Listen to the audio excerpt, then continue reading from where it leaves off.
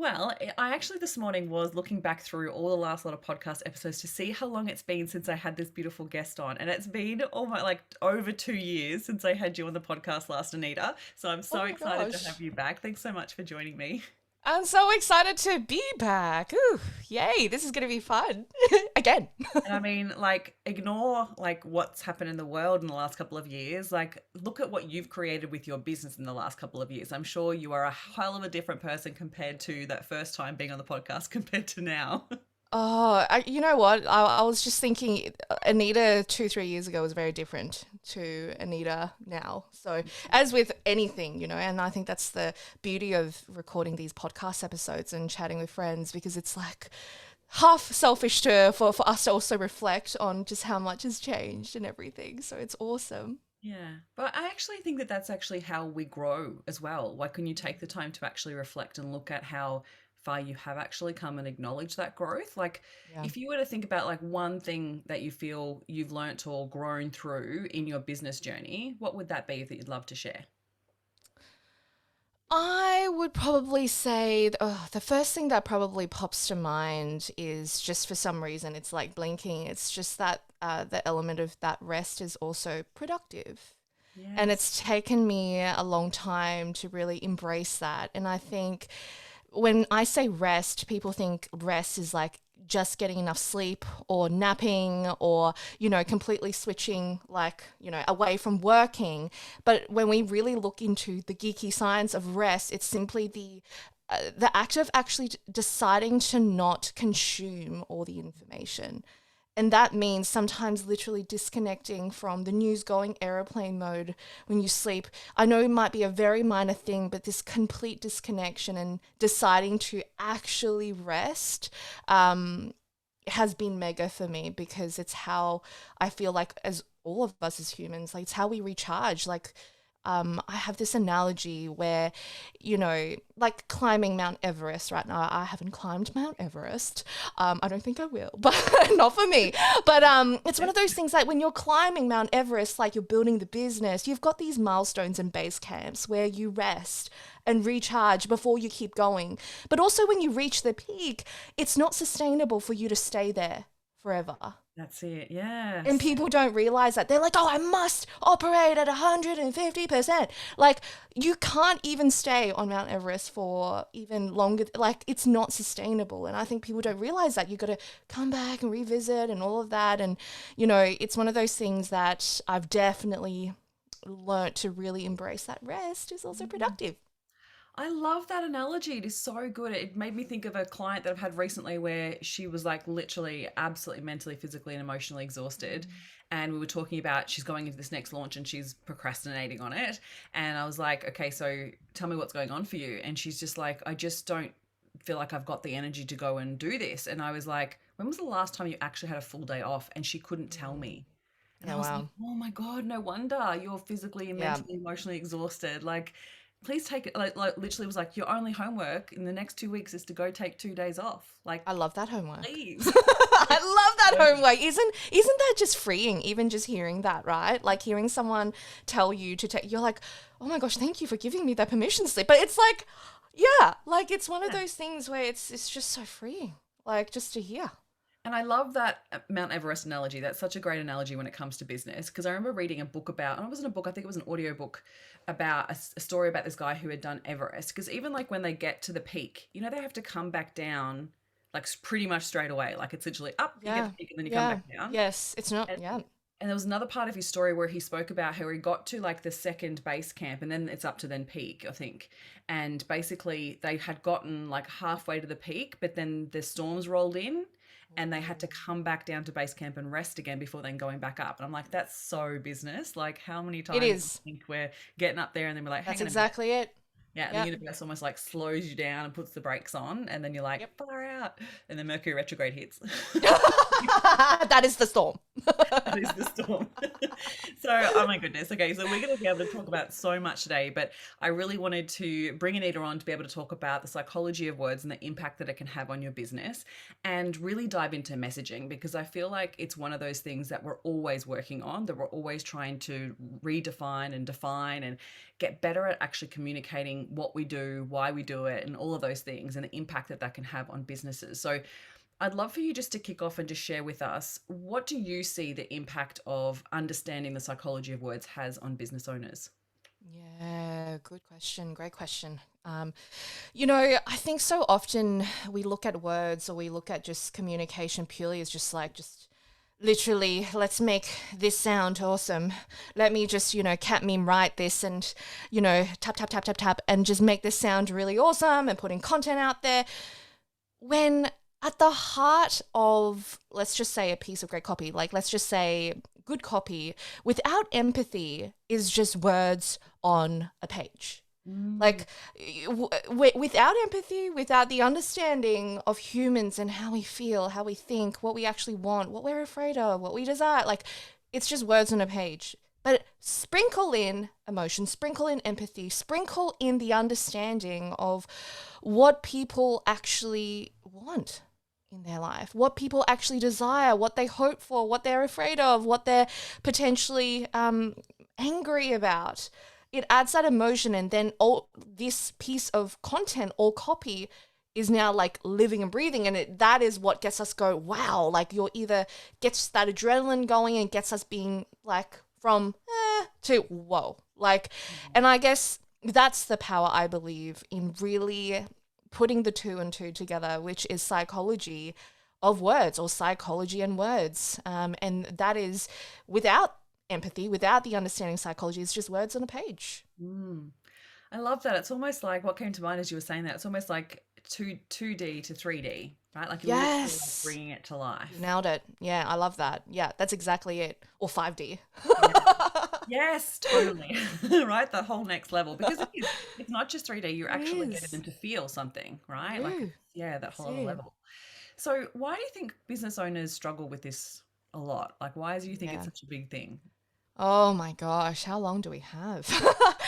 Gosh, I call them hazard cones or gremlins. There's just so many different types of hazard cones, I feel like, that, hazard cones us from actually writing the copy or putting that thing out there, or hitting publish on that website that's just been sitting there for the last year because you're trying to make it perfect, right? Or spending 2 hours on that caption, going backspace, being like, no, I don't know if this is going to actually be what people want to hear. I think there's the top three that comes to mind as to why people struggle. The first is what I like to say, it's almost like your past gremlin. Or it's usually a lot of the time, and you are the perfect person to talk through this too, Christy. Like, it's literally like, because of what you've seen or observed, this could also be through your upbringing or your culture, or even through TV and what you know as, let's just say, a salesperson. That's perfect, actually. Through movies and TV series, we have this idea of what we think a salesperson is. It's pushy, it's naggy. So based on that, and seeing a lot of movies growing up, this past gremlin that has got this idea of what this salesperson is just, it's still here, being like, oh, you don't want to be like that. You don't want to be too salesy, because salesy people are really pushy. So that could be through TV. That could be also through an experience you've had. It could also be through, what you've been told by people you love and that care about you or that you respect. There's the past. Then there's the present gremlin, which is obviously people that's actually here around you. Sometimes the people that adore and love you.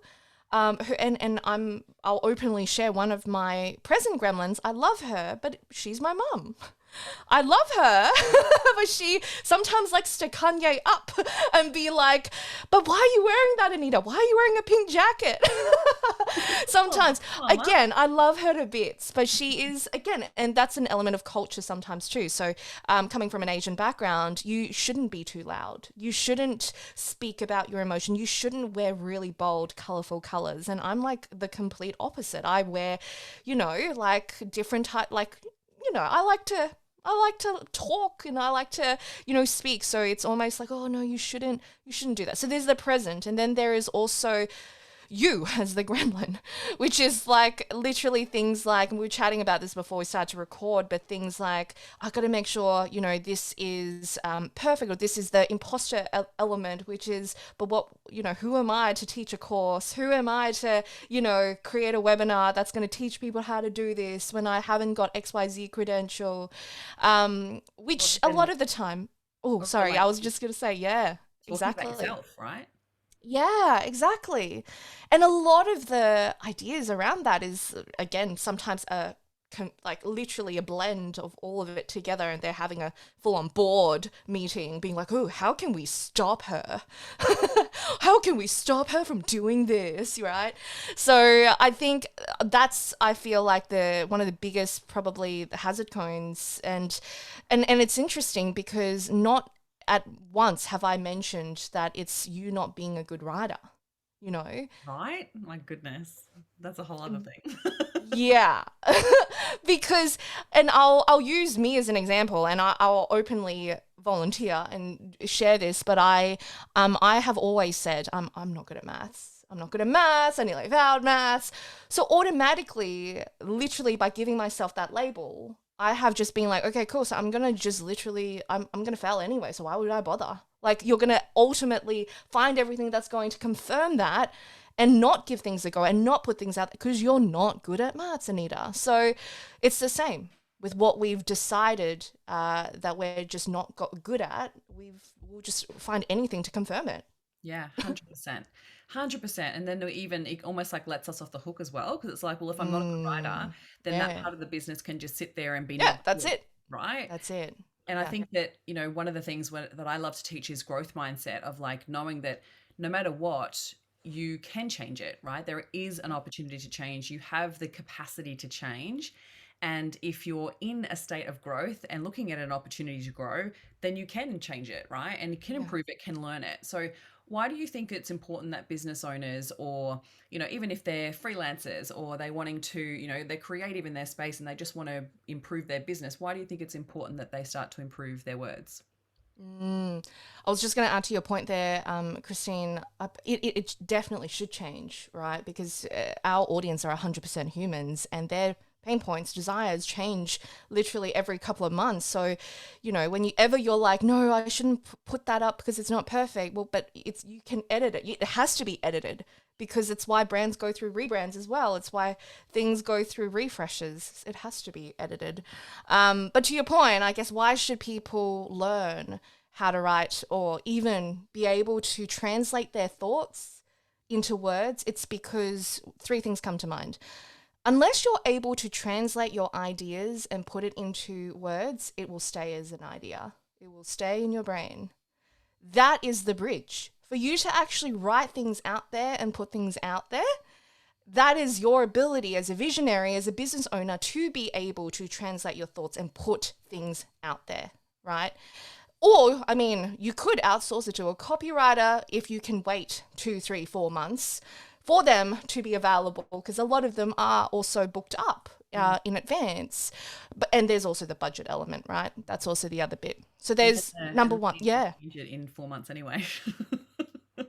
Like how much time business the changes time so much, and that's we're it. constantly updating things. So I think it's a skill that is important that you learn. Like, you can only make more money in every situation, right? Because it's not just copy for your website, right? It's copy, it's understanding words for every form of like communicating what you do, why you do it, how you help people, right through to your captions, to your blogs, to your podcast. Like it's across everything, right?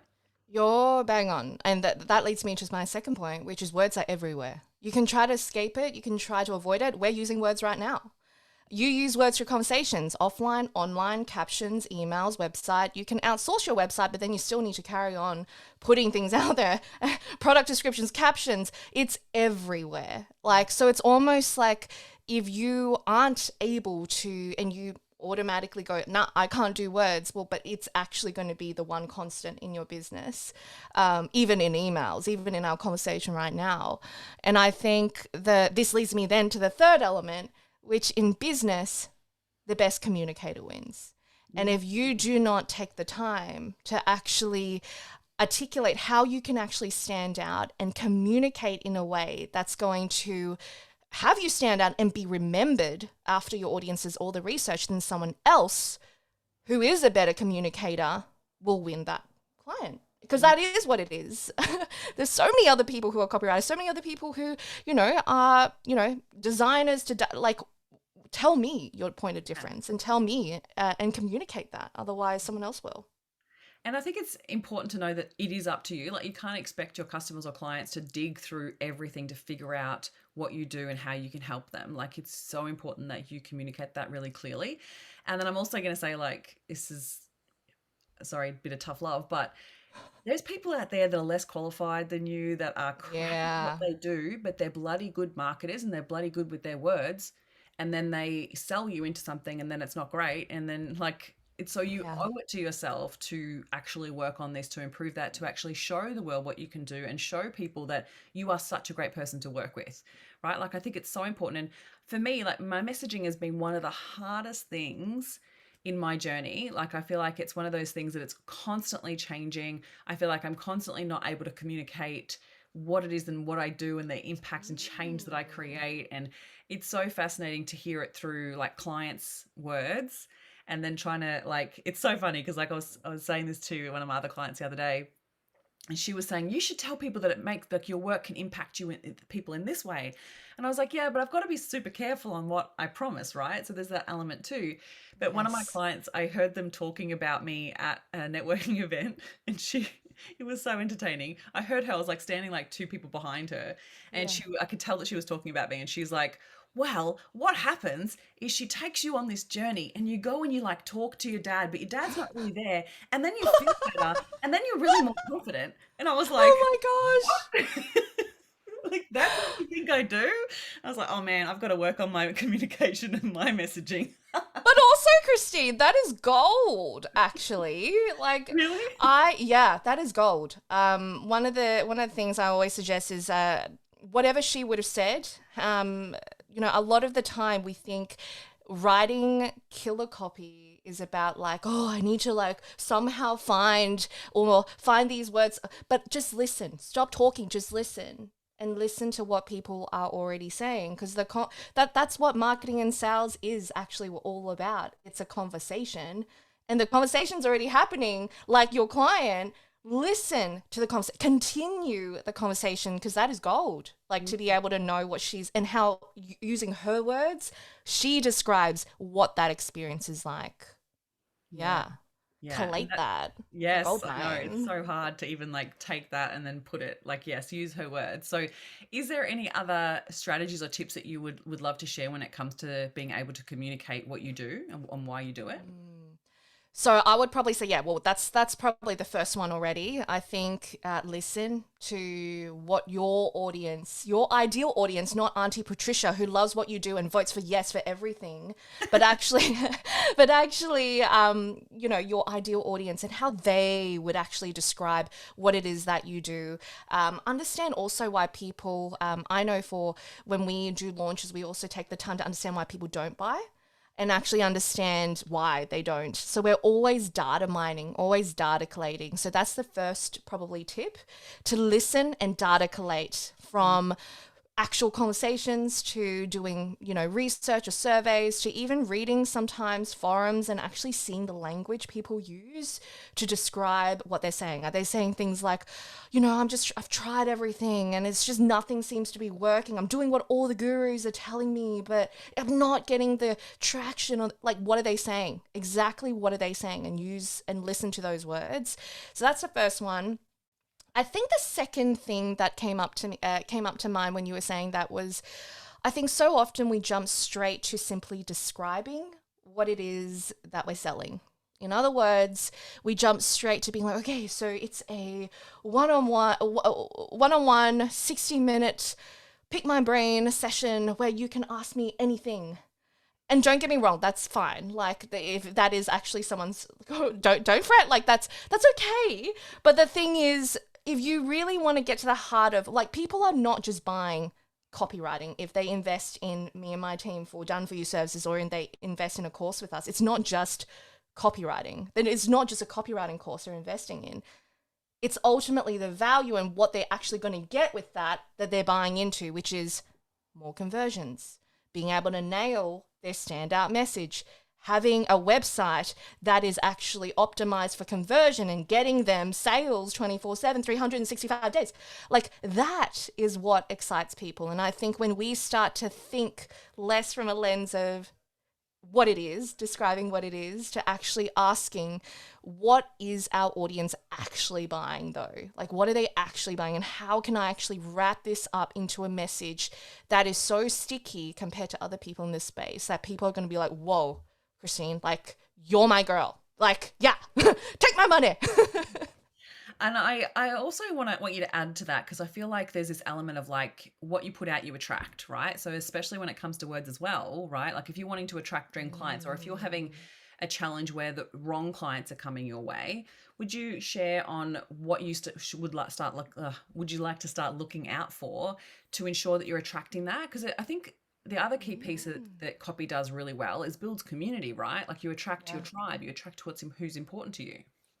And you also, in a way, get rid of people who are actually not your vibe, not your person. You know, I love that question. I don't think I've ever been asked that before. I think copy does 100% do that, and I think there's probably two ways. If you're currently working with clients or customers that are not your ideal audience or ideal clients, or you should be paid more, but you're really like disshimmering because at the moment you're in this mode where if you don't say yes to that, then how can you pay the bills kind of vibe. But really, you should get paid more. If that's the type of client that you're currently attracting, but you want to level up, I think there's two things. One, it's the matter of, first of all, there's the pricing element. You've got to price for the client that you want to attract instead of price based on what I don't know why I keep on using Patricia. I'm so sorry if you're a Patricia that is listening. But Patricia, who is also doing what you're doing, and you think that she's better than you, so you then can't charge whatever she's charging because apparently there is this like benchmark that you can't, that is not how you price. You've got to price for the client that you want to attract. And if we can start from there, then the next bit can be really using language and wording, and then getting really laser focused on, well, this client that I want to attract, how would they be feeling right now? What would they be wanting to see right now? What would they want to know? And if we can start from that, then your language and your words won't just, will in a way parallel to this client that you want to attract, instead of simply you being like, this is a one-on-one pick my brain session. If you're really wanting to attract, let's just say scenario, a client who may pay, I don't know, let's go wild, $10,000 for a 1 hour pick my brain session. I probably wouldn't position it as a pick my brain session. You know what I mean? Like when you say pick my brain, you even using those words is almost just like, oh, you can just pick it if you like it's okay if you don't want to. But it's almost like if it's a 10,000 1 hour session that we're selling, this isn't just to pick my brain. This is potentially in 1 hour, you will experience I don't know, like a quantum leap in how you feel. It would be language that will have you go, whoa, like this is not just to pick my brain. This is actually something that is going to completely and radically completely change my life. So I think when we look at it from that lens, that starts with the person first though. This doesn't start with, oh, how much is 1 hour worth? You've got to really consider who you want to attract and the kind of experience and intention you want to create. And some people will want to really start off with the intention where it is, literally just ask me any questions. But that's the type of, in a way, the type of client who would want that versus the type of client who would pay 1 hour for $10,000. And I'm sure there's offers out there that are like that. It would be completely different. Yeah, absolutely. And I think I would love to hear your take on what you've noticed has changed in the market in the last year or two, because I feel like the business industry space has changed so much. Customers or consumers in the way that how they're discerning who to spend their money with has changed a lot as well. And I think that a lot of businesses are going to really start to notice that when people are very discerning on where they're spending their money, those old tactics that don't work anymore compared to what's really working. Like, is there anything in particular that you could share that you think you've noticed has changed? Yeah, I think there's definitely, people are definitely more skeptical, and it's fair that people are more skeptical. They've definitely, I would probably say a lot more consumers now are just like, do I actually get that? Like, do I actually get that though? And I think on the flip side, if you are someone who is, let's just go back to that $10,000 1 hour session, right? Because that we're going wild here. If you do have, of course, the social proof to show that in 1 hour, of course, you're not going to just all of a sudden, create something. And I've seen a lot of like a little bit just not cool kind of offers that are just like, hey, pay me $3,333, but you don't know what you're getting. But that's not cool. Yeah. Like, that's actually not cool. I think there's still the element of honesty, transparency, respect, but also just being a good human that still needs to be underpinned, of course, when you market and write about what you do. So if we are going to the $10,000 1 hour session, of course, like there needs to be a value-based element on the transformation that you have created for your clients. And you will notice that I mentioned, consider, I guess, the value of the transformation that you create for your clients. If in 1 hour you're able to completely help them, really see what might have been blocking them, and then in that 1 hour you've been able to also help them then create certain things that they can look at for the next 3 months as to how they can continuously look at that block, then, and as a result of that, they can start putting their offers out there, start talking in a voice that isn't just like, oh, like if you want, they're like, this is who I am, this is what I believe, and this is what I stand for. What's the value of that?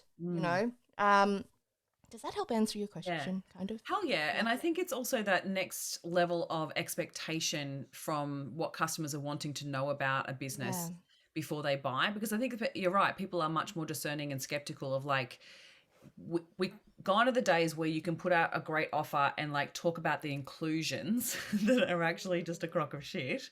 You know what I mean? Like they're like, you're gonna get this, I you're do. gonna get this. Like you're not selling a Facebook group. People aren't buying from Yeah. a Facebook group. Right? Like I think it's important that you take your language and your copy to the next level to really articulate what it is that you're doing and how you're creating change or how you're transforming or what you're actually offering, because I feel like people don't buy on like excitement anymore. They don't buy on just because, like, they might buy to the point where, yes, if they love you and they love everything you're already putting out, they buy for that. But I don't think they just buy on excitement or just because it's some shiny object anymore. I think it's really important that because it's the market's flooded, and I think it's important that you're really discerning yourself and setting yourself apart from everybody else, and that's what copy can do, right? Yes. And you just reminded me of one more thing that I think is really key. I feel for just marketing and copy and content in general from here and beyond. And that is, and it's unscalable because it is human to human connection. Yeah. It is the one thing that isn't just shove it on automations and get the robot to do it, because it requires empathy. Taking 15 minutes out of your day to send voice notes or DMs and connect with your audience with no hidden agenda, please.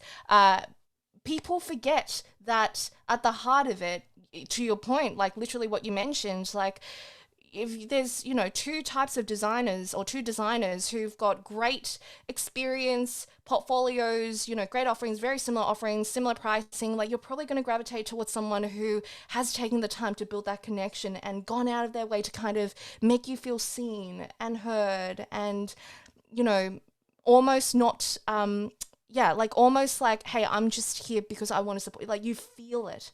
And that's not done through, just double tapping on a picture.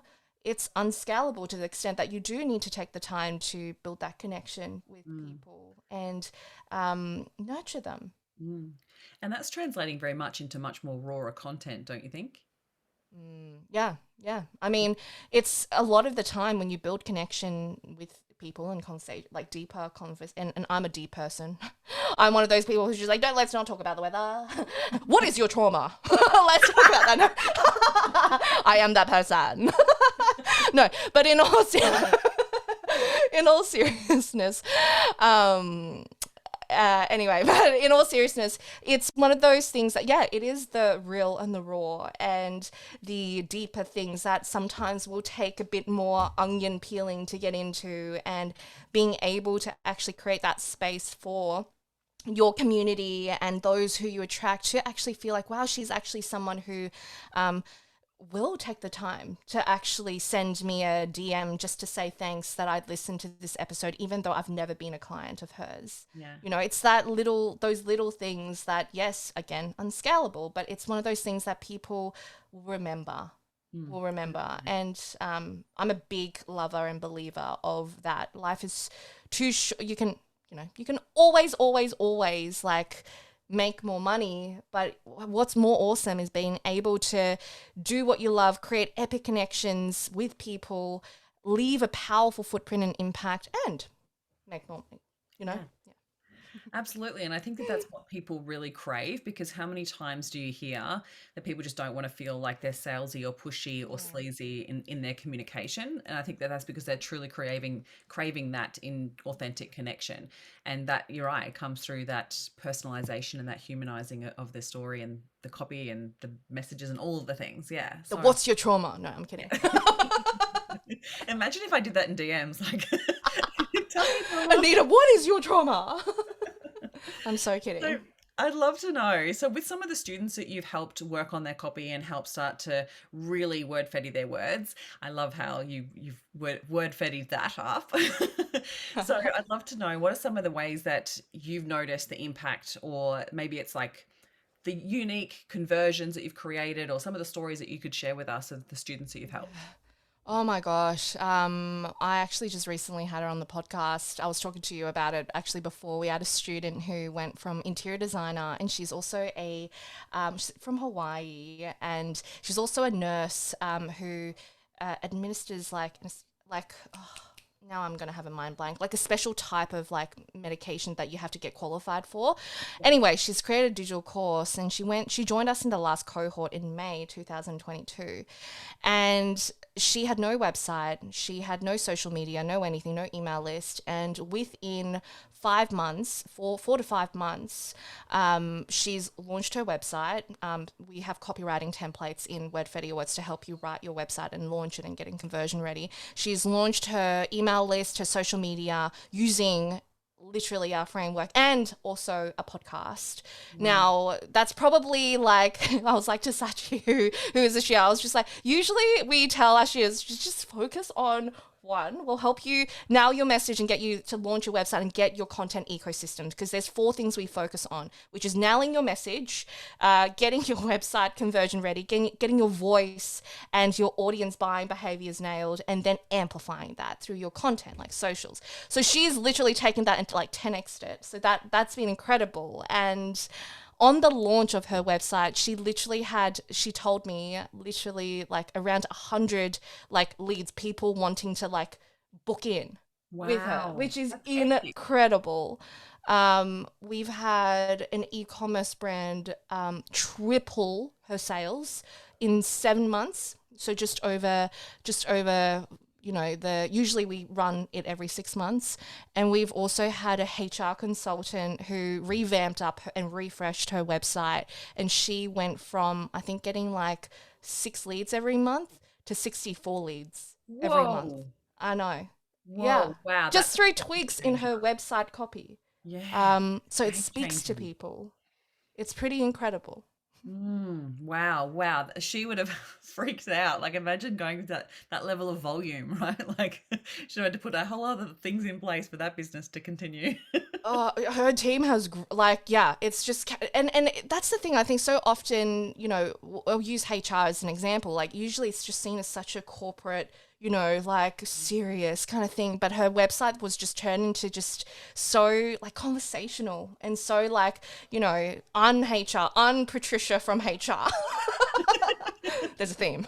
I'm so sorry, Patricia. I love you. Love it. So can you tell us, who is Wordfetti or Words for? Yeah, there's predominantly 3 types of people who it's perfect for. There are those who are currently almost like at the very beginning stages of birthing or pretty much relaunching a brand. They've been growing or something like that, but something is missing. So it's perfect for people who are like, okay, so for me to really up level this, this brand needs an up level. So there's that type of audience who wants to really nail their messaging and actually make sure that their website copy is right, like get it right. Then there's the second audience, which is predominantly copywriters and marketers. So these are people who, as part of their role, or as part of what they do for their clients, there's a lot of copy and content. So these are copywriters. We train copywriters to social media managers, to marketers, content coordinators through, I guess, the psychology-backed approach that we teach in Wordfetti or Words. And then I would probably say the third type of audience are those who are true thought leaders in their field, that it's not someone that they can literally bring in a copywriter to take their thoughts and share it, because people come to them because of what's in their brain. So you can't outsource your own push-ups. It's one of those things where people come to you and, Christine, like people come to you for you and what's in your brain, your glorious brain. So yes, you could outsource it, but then you need to literally sit down with that person to literally like give them all the things. So it's perfect for the type of audience, business owner who gets paid for what's in their brain, but they're struggling to actually get what's in their brain out there. So good. So good. I used to tell people this all the time, that I was terrible at copy and would want, like, my first thing I was ever thinking of outsourcing was my emails, because I was like, I fucking hate it. It drives me insane, drains my life. And at first, like, I started to actually outsource it and couldn't, because I had to go back and go, no, you can't say that. You can't say this. No, that's not it. Like, and now I have to write my own. Not that I have to, but I want to, because like in the past I've tried to outsource it and it's not my voice, it's not my message. Because you're right, they don't have what I've got in my brain. So like they can't go and share tips on motivation or confidence if they don't know what I know. So yeah, I love that you touched on that, because I think it's important then as thought leaders to be able to get your thoughts out of your head onto the screen, onto the paper, to be able to have that and to create those conversions. So I'd love for you to share with us, for someone who was to go from A to B with Wordfetti or Words, what can they expect from the time with you? I would probably say Wordfetti or Words, it's made up of 3 parts. There is the hero curriculum, where we actually go, so these are pre-recorded lessons, which ultimately, after you consume them, so they're a total of 14 hours, but they go into the nailing your message, getting your brand DNA right, which is your brand voice, your vision, values, your audience actually buying behaviors.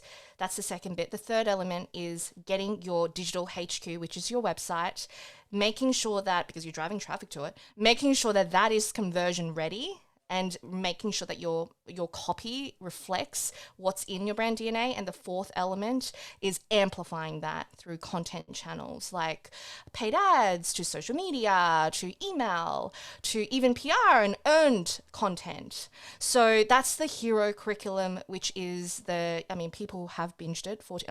I'm not suggesting people should binge it, but it's 14 hours of hero curriculum content. Then there is the live mentoring calls. Actually, I haven't shared this, but for this cohort, we're actually doing something we haven't actually done before, which is we're doing live feedback sessions. In other words, I think people can literally bring in, copy that they've written, and, myself and the team will actually be able to review and critique in live time. So they walk away. So they literally walk away with copy ready to hit post. Because I think that's the block in a lot of courses, where people are like, okay, so I've given it a go, but like, I don't know if this is right. Right? So having us literally there being like, okay, so here is how we would tweak it. Just consider this, and here is how you'd edit it. It's good to go. And you're like, yep, feeling good. And it is like no excuses. Like you can actually put that up. So there's the live call component, which we run every 6 months, and I love it, because it's one of those things where as soon as you join, you unlock access to all the future ones, so that you can consistently refine your messaging. And I think you mentioned before, you've had to refine your messaging a few times, and you should refine your messaging, all the time, because some people sometimes, I don't suggest people do this, but they might like, oh, Christine, you're doing cool things. Maybe I should use some of your language. I really don't think people should do this, but people do. And Yeah. you've got to be one step ahead. You've got to be Yeah. one step ahead and really be able to tweak your messaging. I tweak my messaging for every launch. Not So that's the that, second like part. you change, right? And you grow. Yeah, Your ideal client changes and grows. And that's it. also, like, especially when I think about like the also the benefit of working on this with you is that you get to then tweak it for other things. Like, so if you have different offerings, so it's not just for your website copy, like I think about how having that skill to actually go, well, if you want to create something new, like where it's a program or course or and some type of new service, that you have that skill to be able to go Yeah. and articulate what this is and why you're creating it and who it's for. And like when I think about like my group program Elevated, that's gone through so many different iterations, right? And I feel like the most recent time that I'm running, I'm in the middle of it right now, that I feel like this has it's so much more clearer now what it is actually does and the impact that it has because Yes. of that consistent redefining every single time. Like every single Heck round, yes. you're changing the language and you're That's it. updating it and you're learning and you're listening to your people and updating Articulating. it. Yep. Yeah, all of it. That's it. So such an important skill to have. So good. Um, I feel like there's something else there that I want you to speak to because I feel like what sets you really apart is the connection to psychology. And this is why I love what you do, is because it's not just about the skill of writing, it's actually attaching the psychology, which we touched on earlier. But I would love for you to share with us how do you teach that in Wordfetti or words? Like, how does that come through in order for them people to also learn that skill with you? Yeah. So I guess a little bit of context. So my background in psychology, so back in uni days, so I did both law and psychology, more in particular in cognitive and social psychology. So what I really geek out on is, I guess, understanding how certain words can trigger different feelings and emotions, um, and also how certain words can actually have people feeling seen and heard, and how certain words can actually also stick in people's minds. And I think an example that I love to always share is like, I can be like, Christine, I'd like to work with you, versus I'd love to work with you. It's a very small tweak in language, Mm. but that latter one feels like, ooh, like it feels a bit more like warm and fuzzy. There've been so many different types of, so under, I guess, Wordfetti or words, we go into, I guess, the art form of words. So little elements like sound symbolism, I could be using words like and love. These two words, using I'd love to work with you has that completely different feeling. Mm. Sound symbolism, as one example, is the fact of, for example, certain sounds in words also paint different imagery in our minds. Like I ching can, ching. sorry, say that again. Like ching ching. Well, yeah. Well, actually, Awesome. that's actually a sensory word. So that's also under psychology of words, where certain language do paint a sound. That's the ching ching. That's the ka-ching. PayPal notifications. So that is one example. Of course, there's smell, taste, and power words. And power words are like, you guys know what power words are, but it's almost just like supercharged. Like we see it so often, but I wouldn't say power words are the thing. Now this is so overused, but I would probably say, when I say sound symbolism, though, you'll love this. It's so fascinating. It's so much to the psychology of words. I could talk about it for days, but it's like, I could use like kiki and bulba, two random words, but kiki sounds sharp, bulba sounds round. Mm. Yes. So Yeah, random. random, huh? But it happens in our everyday language. And if you really want to make a bold statement, you're probably not going to use the bulba. You're probably going to use something that is like with, I guess, the sound of like Yeah. kiki and k and d.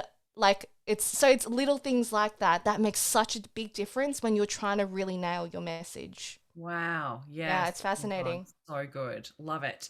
So the next cohort of Word for Your Words is coming up really soon. So I'm going to make sure that all the links are in the show notes and make sure you definitely go check that out. But you also have a masterclass coming up this week. I do. It's happening on the 11th of October and 12th. I've got 2 times. So I'm throwing a 60-minute live masterclass where I'm going to teach everyone. It's going to be fun. We always have a lot of fun in these masterclasses. How to stand out and convert through captivating copy. So really using words that are going to get people to be like, ooh, this is a bit different. Because without actually grabbing people's attention first, people will just keep going and people will just forget. So that's the first step, using attention and how to actually use words to actually grab attention and actually then convert them, which I'm going to walk through our system in this masterclass. Amazing, amazing. So I'll make sure I put all those links in the show notes below. And so I'm collaborating with my beautiful friend Anita for Wordfetti Awards launch this time round. So if you sign up to be a part of this cohort, you will also get access to me, basically. The best. Yeah, so I'm going to be supporting you with some extra mindset sessions to be able to help you overcome the perfectionism and the imposter syndrome and all those little mindset blocks Oh my that God. keep you from getting Killer. stuck in procrastination and all of those things to support you while you're going through Wordfetti or Words. Plus, you also get access to my course, Aligned for Success. So you can check out all the details in the show notes below. But I want to say a huge thank you for Anita for joining me on the podcast. We could have talked, yes, we can talk for 5 hours. Yes, we can. About what's your trauma. No, I'm kidding. I adore you, Christine. You're a master at what you do, and this is a killer offer, fam. Christine is just a master at what she does in terms of, and that's something that, you know, we can tap into like softly, like in whatever words, but she is the master at this, like in terms of perfection gremlins, imposter gremlins, all the things. So I'm so excited about it all. Me too. So pumped for this. So make sure you go check it out, and make sure you're following Anita on socials. If you're not, I don't. Must have been living under a rock. But no offense, but you need to check her out. So make sure that you're a part of it. Jump on the masterclass and check out what Wordfetti Words is all about. And I wish you all the best for this launch, lovely. And I will see you really soon. Thank you, lovely. Thanks for having me.